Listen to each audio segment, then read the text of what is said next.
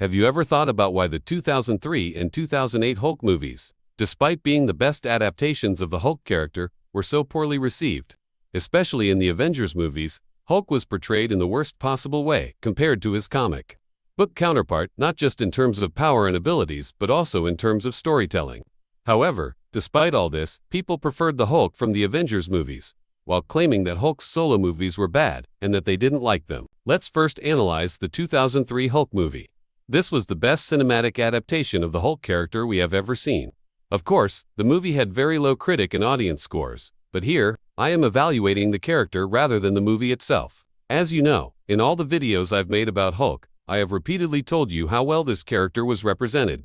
The film was almost entirely presented in a comic book storytelling format, and this was exactly why it was criticized. The 2003 Hulk movie was like a live-action comic book. It was the best production that explained how the Hulk character came to be and how he acquired his abilities. In the MCU, Hulk's powers were portrayed as something that accidentally emerged due to an incident. However, in the 2003 Hulk movie, Bruce Banner's father used the DNA of various living beings to develop a perfect serum. At first, David Banner tested these serums on himself, but he wasn't getting any official results. After using the serums on himself, he had a child, Bruce Banner. When Bruce was born, David realized that his son was not an ordinary child, and that what he had used on himself had transferred to Bruce. So, Bruce Banner's story was shown to us right from his childhood. For instance, Hulk's rapid healing ability was given to him thanks to experiments conducted on starfish, as shown at the beginning of the film. This is why David Banner knew that Bruce possessed an incredible power. From childhood, Bruce Banner lived as a genetically modified human. In fact, when expressing his emotions, green marks would appear on his body. However, after being exposed to gamma radiation in a laboratory accident, the true potential of the serum inside him was unleashed. Bruce Banner should have died, but the powers he inherited from his father protected him from gamma radiation and created the Hulk. Bruce's father even tried to kill him when he was a child. Because he couldn't cure, Bruce had unintentionally passed on his own genetic modifications to his son. Due to these genetic changes, Bruce developed an alter ego, the personality we know as Hulk, to protect himself. This is why Hulk emerged whenever Bruce became angry, furious, or excited. He was essentially Bruce Banner's defense mechanism. As a result, events like witnessing his mother's murder before his very eyes slowly broke Bruce Banner's life apart. The movie did not portray Hulk as a villain. Hulk is not an evil character. He does not attack people for no reason. He only fought those who threatened Bruce Banner or the people he cared about. In a way, Hulk was Bruce Banner's subconscious personality. But despite all these details, why was the 2003 Hulk movie disliked? Because the first 40 minutes of the film consisted only of dialogues and conversations. Naturally, this bored the audience. Hulk did not appear on screen for the first 40 minutes of the movie yet. The film was called Hulk. The excessive dramatic progression of certain facts did not meet the audience's expectations of a Hulk movie. Additionally, Stan Lee and Kevin Feige were also involved in the 2003 Hulk movie. After this film failed, Kevin Feige decided to start the Marvel Cinematic Universe MCU. He wanted to rewrite Hulk's origin story by changing it. Taking all the criticisms made about the 2003 Hulk movie into account, Kevin Feige created the 2008 The Incredible Hulk film. For example, in the opening intro of the 2008 Hulk movie, they immediately showed us how Bruce Banner gained his powers. General Ross deceived Bruce Banner into producing a super soldier serum, similar to what was used to create Captain America. Bruce successfully solved Howard Stark's equation, but used gamma radiation instead of Vita rays. As a result, Bruce Banner became a more unstable and enhanced version of Captain America. As the movie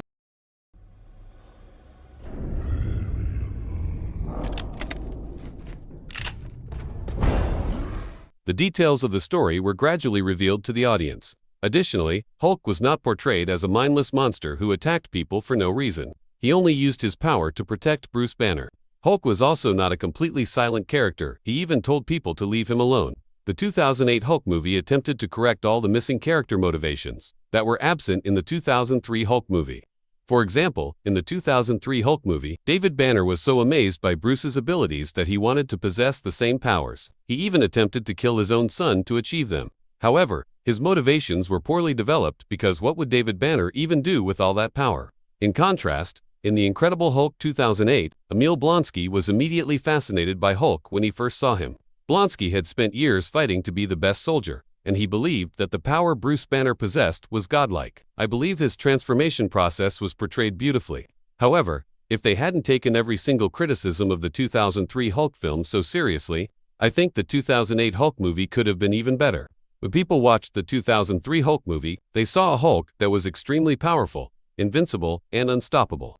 After all, Hulk could heal every wound within seconds, constantly getting stronger and stronger as he fought. Hulk was growing. Stopping such a powerful character was already impossible for people or even absorbing man. The fact that Hulk could generate infinite gamma energy made him the most powerful being on Earth. Additionally, David Banner had said the following about Hulk. Hulk is a being that emerged even before all civilizations in this world. In fact, David Banner realized that the power Hulk possessed came from an unknown and infinitely dimensional source. The infinite source he was referring to was the one below all, the dark and evil manifestation of a force that existed even before the universe was created.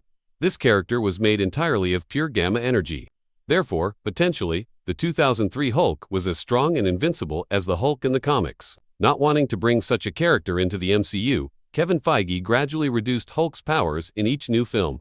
Could a Hulk who struggled even against humans, got injured, took damage, or could it heal quickly really be possible? Oh, Kevin Feige, we are experiencing one of those rare moments where we wish you hadn't listened to every criticism. For this reason, the 2003 Hulk movie is actually an important production in shaping the MCU's Hulk, while Hulk's original design looked extremely bright and green. The reason the MCU's Hulk was made to appear a bit darker was due to the criticism the film received. Additionally, in the 2003 Hulk movie, Bruce Banner was 1.90 meters tall. Anyone who has watched Marvel movies or series knows that the character of Bruce Banner should be scrawny and small. A 1.90 meter man would be equivalent to someone as big as Thor in the Avengers. Therefore, Edward Norton's Bruce Banner was the most suitable choice for the Incredible Hulk movie. As a result, we can make the following assumption.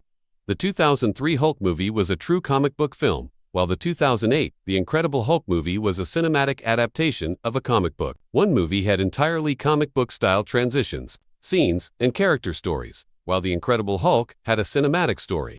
Despite everything, at the time, people did not like the 2003 Hulk movie, which had similar scenes to comic book panels.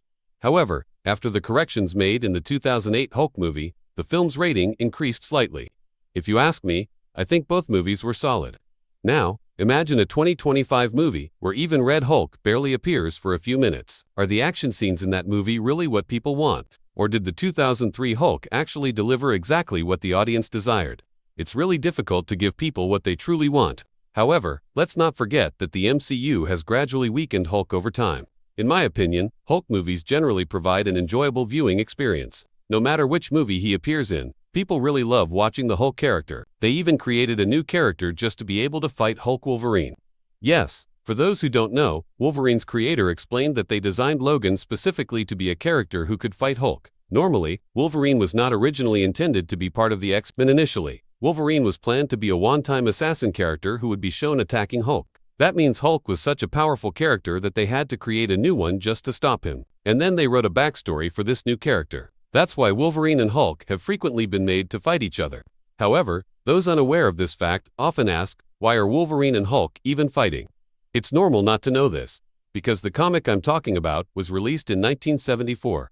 However, against a character like Hulk, who can constantly regenerate, a fast-healing opponent like Wolverine was needed. This means that their battle could technically last forever. Since Wolverine's bones and claws are made of adamantium, he could cut through Hulk's skin and withstand Hulk's blows. This is why, in order to see Hulk at his full potential in the MCU, we may have to wait for the arrival of the X-Men and other mutants. Yes, friends, I hope you enjoyed the content I prepared. If there are other videos you would like to see, don't forget to write them in the comments. That's all from me for now. Take care, goodbye.